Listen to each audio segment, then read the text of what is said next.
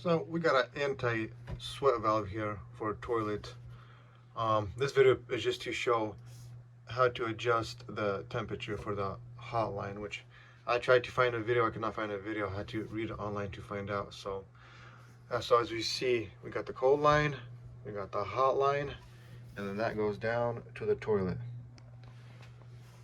So this right here is to adjust the temperature if you want less or more of the hot water going to the toilet.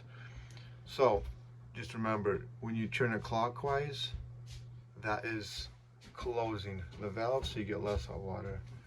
But then when you go counterclockwise, you're opening up the valve to let more hot water pass through.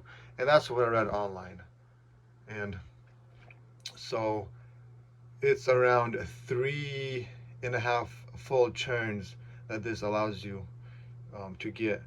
And so right now I have, so when it's fully opened, I did 2 churns. So there's 1.5 turns left, and that seems like it's enough hot water, and the toilet stopped sweating. So I'll put a access panel here